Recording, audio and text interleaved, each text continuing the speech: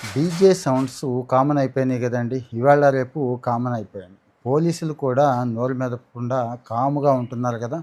కొన్ని సమస్యలు వాటికి పరిష్కారాలు కూడా మనం చెప్పుకుందాం అనుకున్నాం. అందులో భాగంగానే ఈరోజు డీజేలు, సౌండ్లు. పోలీసులు కూడా ఎందుకు మాట్లాడట్లేదు అనేది తర్వాత చూద్దామండి. మామూలుగా డీజే సౌండ్‌కి గుండె దడదడలాడిపోతూ ఉంటుంది. గుండె ఆగిపోతుందండి. చాలా సంఘటనలు ఈ మధ్య చూస్తున్నాము. మామూలు వేగం కంటే కూడా గుండె 3 రెట్లు వేగం ఎక్కువ కొట్టుకొని గుండె ఆగిపోయే ప్రమాదం ఈ డీజే సౌండ్‌ల వల్ల ఉంటుంది. మరి ఏదో పెళ్లి చేసుకుంటున్నాడనో, లేకపోతే ఊరేగింపనో, బారాత్ అనో, లేకపోతే ఇంకోటి ఏదో ఒక రిలీజియస్ ప్రోగ్రామ్‌ని చెప్పేసి అందంగా తప్పించేసుకోవడానికి ట్రై చేస్తారు గానీ, ఇక్కడ గవర్నమెంట్ ఆఫ్ ఇండియా చట్టాలున్నాయి, లేబర్ యాక్ట్‌లున్నాయి. మీరు కూడా గూగుల్ చేయొచ్చు. సౌండ్ పొల్యూషన్ మీద, డీజే సౌండ్స్ మీద యాక్ట్ ఏం చెప్తోంది అనేది. జనరల్‌గా ఒక మనిషి చెవికుండే శక్తి 80 డెసిబెల్స్ అండి. అంటే 80 లోపైతే చెవి హాయిగా, చక్కగా ఉంటుంది. మహా అయితే ఇంకొక 20 డెసిబెల్స్ అంటే 100 డెసిబెల్స్ వరకు ఓకే. కానీ ఇప్పుడు 110, 120, 130 దాటిపోతుందండి. ఏది ఒక డీజే సౌండ్‌కి డెసిబెల్ ఎలా చూడాలి అంటే మీకు ఫోన్‌లో రకరకాల యాప్స్ ఉన్నాయి. ఐఫోన్ అయితే డైరెక్ట్‌గా చెప్పేస్తదండి. ఐఫోను ఏకంగా వార్నింగ్స్ ఇచ్చేస్తదండి. ఏది హెల్త్ యాప్ ఉందో చూడండి. హెల్త్ యాప్ వార్నింగ్ రూపంలో నోటిఫికేషన్ కూడా వచ్చేస్తది. మీరు చెక్ చేశారో లేదో. అంటే సౌండు దాటిపోయింది. మీరు ఉంటున్న ఏరియాలో నాయిస్ చాలా ఎక్కువైపోయింది. మీ ఆరోగ్యం ప్రమాదంలో పడుతోంది అని. మనం ఆరోగ్యం విషయంలో ఎంతసేపు తిండి, వర్కౌట్, ఇంకోటి పొల్యూషన్ అంటే వాటర్ పొల్యూషన్ అనుకుంటున్నాం కానీ, సౌండ్ పొల్యూషన్ తెచ్చే చికాకు కానీ, తెచ్చే అనారోగ్యం అంతా ఇంతా కాదండి. విపరీతమైన స్ట్రెస్ హార్మోన్స్ రిలీజ్ అయ్యి మనిషి వీక్ అయిపోతాడు. హార్మోనే కదండీ ఏదైనా కానీ, ఎంత వర్కౌట్ చేసినా, ఎంత మంచి ఫుడ్ తీసుకున్నా హార్మోన్ ఇంబ్యాలెన్స్ ఉంటే ఇంక అంతే సంగతి అన్నట్టు. మరి ఈ స్ట్రెస్ హార్మోన్స్ విపరీతంగా పెరిగిపోవడానికి ఇదిగో ఈ డీజేలు కారణమవుతున్నాయి. ఏదో చిన్నదో, పెద్దదో ఒక మైక్ సెట్టో, స్పీకరో కాస్తో కూస్తో ఒక పావుగంట, అరగంట అంటే పర్లేదు కానీ, ఒక పూటంతా, ఒక రోజంతా కూడా డీజే పెడతాను, వాయిస్తాను. ఒక డీజే కాదండి. ఇంకా రకరకాల పేర్లు చెప్పి గుళ్ళు, మసీదులు, చర్చిలు ఎవరైనా కానీ వాల్యూమ్‌ని మించి అంటే డెసిబెల్స్‌ని మించి పెడితే పోలీసులు అక్కడ యాక్షన్ తీసుకుంటారు. ఎవరు తీసుకుంటున్నారు ఏంటి అంటారేమో, పనయ్యే మార్గం కూడా చెప్తానండి. ఇక్కడ మీ కామెంట్ చాలా చాలా ఇంపార్టెంట్. మరి మీకు పని అవ్వకపోతే మీరేమేమి ప్రయత్నం చేశారో అది కూడా పెట్టండి. పని అయితే అది కూడా పెట్టండి.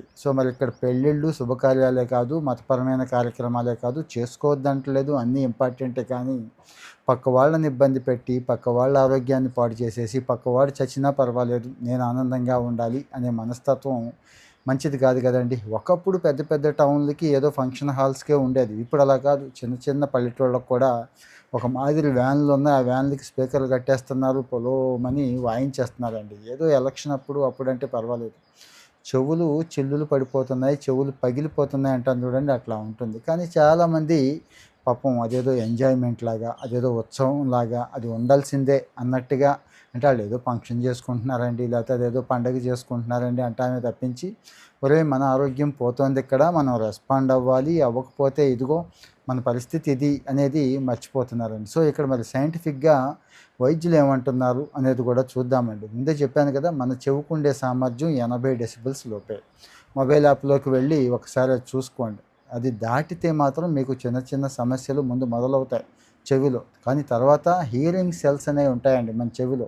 ఇంకా శాశ్వతంగా వినికిడి సమస్య వచ్చేస్తుంది. చాలామందికి తెలీదు. అదేదో లేకపోతే ఫుడ్ వల్లో, లేకపోతే హెరిడిటీ వల్లో, ఇంకో దాని వల్ల అనుకుంటారు. కానీ విపరీతమైన రణగణ ధ్వనులు ఉంటాయి చూడండి. ఈవెన్ రెగ్యులర్గా ట్రాఫిక్లో ఉండేవాళ్ళు కూడా కాస్త కోస్త మన వాళ్ళు అదృష్టవంతులు, గట్టిగా ఉంటారు కాబట్టి పోవట్లేదు. కానీ చాలామందికి వినికిడి సామర్థ్యం తగ్గిపోతున్న కారణం ఇదేనండి. ఇది ఒక్కటేనా అంటే ముఖ్యంగా టెపాస్టిక్ ట్రామా అనేది ఒకటి పనిచేస్తూ ఉంటుందండి. అది భారీ శబ్దం, వినకూడని శబ్దాలు వింటే టెపాస్టిక్ ట్రామా అనేది ఒకటి ఉంటుంది. ఇది మెదడులో స్ట్రెస్ హార్మోన్స్ని బాగా ఇంప్రూవ్ చేస్తుంది. ఎప్పుడైతే స్ట్రెస్ హార్మోన్స్ బాగా ఇంక్రీజ్ అయినాయో, ఎప్పుడైతే పెరిగిపోయినాయో, ఇక్కడ గుండెపోటు వచ్చే అవకాశాలు ఉన్నాయి అని చెప్పి డాక్టర్స్ చెప్తున్నారండి. ఎప్పుడైతే ఈ శబ్దం పెరుగుతూ పోయిందో ఎండోసిలియన్ సెల్స్ అని ఉంటాయండి. ఈ ఎండోసిలియన్ సెల్స్ దీర్ఘకాలంలో దెబ్బతిని గుండెపోటు వచ్చే అవకాశాలు చాలా చాలా ఎక్కువ ఉన్నాయి. ఒక మాదిరి శబ్దాలే తట్టుకోలేరు. మామూలుగానే మన వాళ్ళ ఆరోగ్యం అంతంత మాత్రం.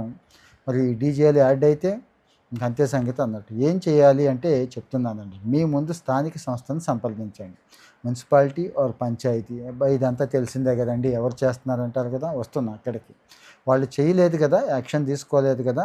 అప్పుడు దయచేసి గుర్తుంచుకోండి 1100 అని ఒక నెంబర్ ఉంటుందండి. 1100. ఈ 1100కి ఫోన్ చేసి మీ ఇబ్బంది చెప్పండి. 5-10 నిమిషాలైతే ఓకేనండి. లేకపోతే ఎక్కడో లైట్ సౌండ్ అయితే ఓకేనండి. ఈ రేంజ్‌లో టార్చర్ పెడుతున్నారు. పోలీసులేమో పట్టించుకోవట్లేదు. 100కి కూడా ఫోన్ చేయొచ్చు మీరు. 100కి కూడా ఫోన్ చేసి అడగొచ్చండి. 100, 112కి కూడా ఫోన్ చేయొచ్చు.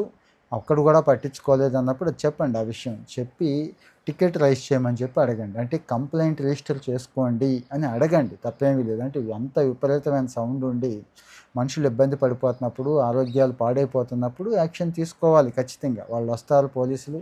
వాళ్ళకి వార్నింగ్ ఇస్తారా, పెనాల్టీ ఏస్తారా, ఇంకొకటి అనేది తర్వాత సంగతి కానీ, ముందు సమస్య అయితే పరిష్కారం అవుతుంది. సో, మరి ఈ సమస్య వల్ల చాలా ఇబ్బంది పడుతున్న వాళ్ళు నా దృష్టికి వచ్చింది. అందుకే మీకు ఇగో ఈ సమస్య, ఆ సమస్యకి పరిష్కారం చెప్తున్నా.